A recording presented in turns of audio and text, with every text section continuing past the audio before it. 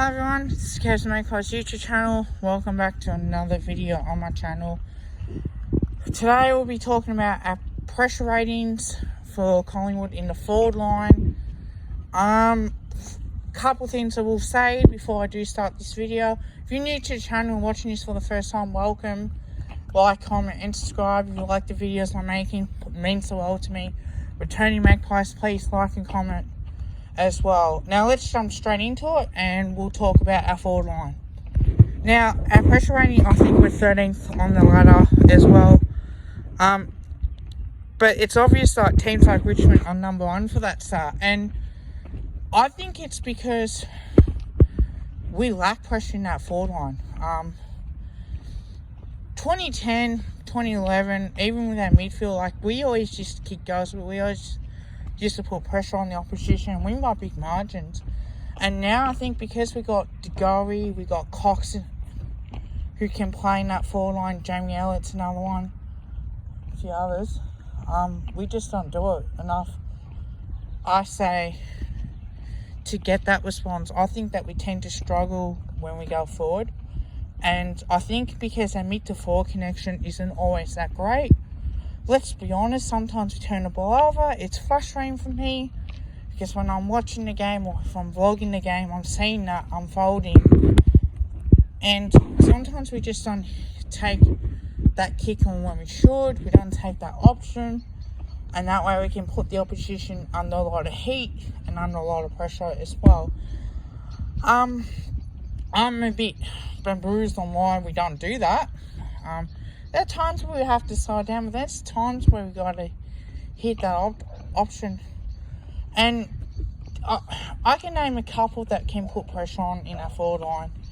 Jordan DeGoey can when he wants to. Jamie Elliott certainly can. Guys like Will Hoskin-Elliott and Bo McCreary, like he loves to chase and tackle and put pressure on. And I like about the kid, 1 go 2 against the realistically against a team that is in the Sydney Swans. But he's the one that tries to target Josh Thomas when he can play well, and when he does put heat on and score pressure on, he can kick a few goals as well.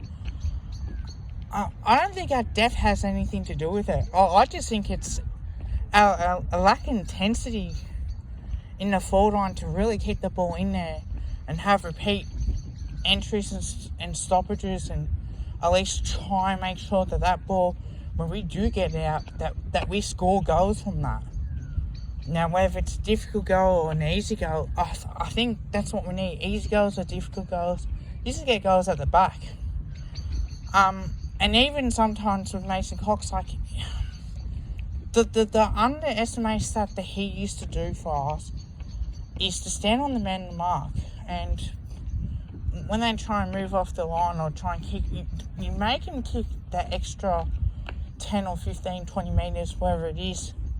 And that can really put teams off, opposition players off the games and force them to get that extra distance and what they need to. And I want to see that more often. I really do.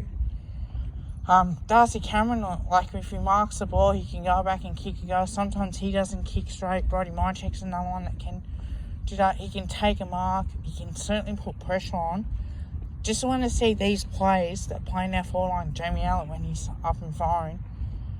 Jordan DeGoey as well.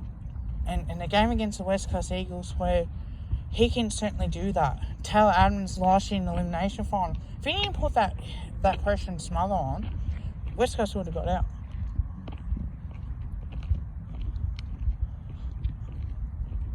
So certainly that's another thing that I see, that I want to see more often. The under... What I was going to say. The underrated stats in that is putting pressure on and the smothers. Now, you get a stat for putting a smother on or putting the block on, wherever it is, or even if you stand there putting pressure on, trying to put the opposition off, you don't get a stat for that. But at least the pressure ratings around that, you can try and get that as much as you can. And if the more you can put pressure on the opposition, I think the better it is.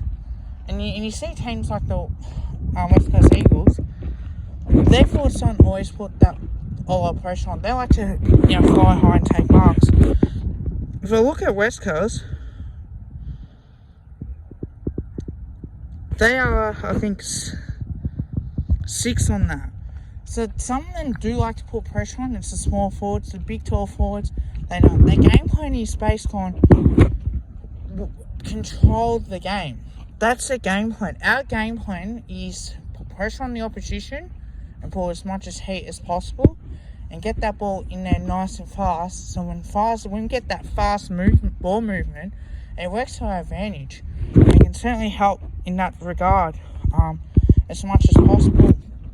But I think that is the problem is, and it has to be a weekly thing. Pressure. The more we keep that ball, in that midfield, the more we try and get it forward our way. And if they do hack kick the ball, let's be there to mark it.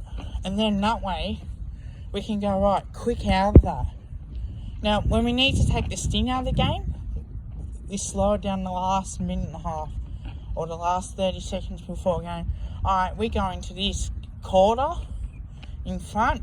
Let's keep this going for 3 more quarters, because we know at some stage the opposition is going to try and find ways to do it. We just have to adapt to it as quickly as possible and learn that the more we adapt, the more we put pressure on, and the more that we force the opposition into a tight scrap that they can't get those kicks forward.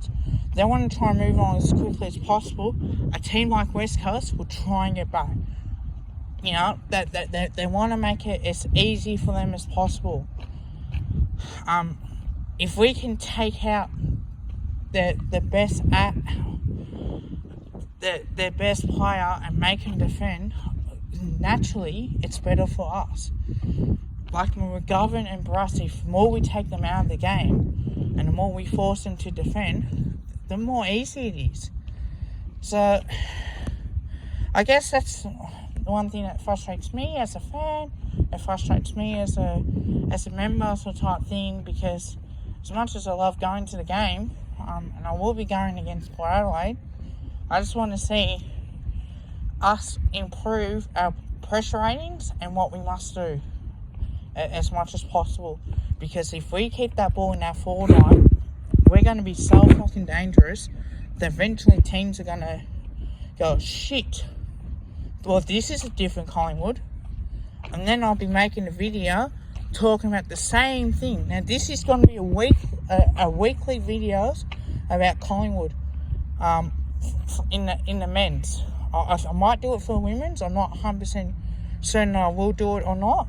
But I do want to see this because I see improvement in us. I want to see us control the game better. I want to see, because it doesn't take talent to tackle and pressure. It takes a whole team. If one player's had a bad game, you can still make a difference and make an impact on the team. So, look, at the end of the day, I think there's a couple things to that. It's got to be how we prepared for a game and going to this full of confidence, believing in ourselves. And I think the more that we do believe in our team, and more the boys believe that we can do this, I think we're going to win 9 times out of 10.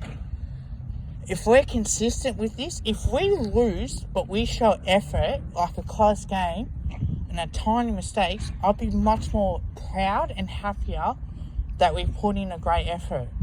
So if we can do this consistently, I reckon it goes a long way for us to win games of football, but you'll see most of our fans be a lot more happier with our performance. So that's going to be the end of our forward line video. Look, let me know what you think in the comments below. As usual, like, comment and subscribe. Go the prize, and I'll see you back with a couple videos tomorrow. One's the AFL content and one's the Collingwood content as well. And I'll go through my previews as usual for you guys. Until next time, love yous all. Bye.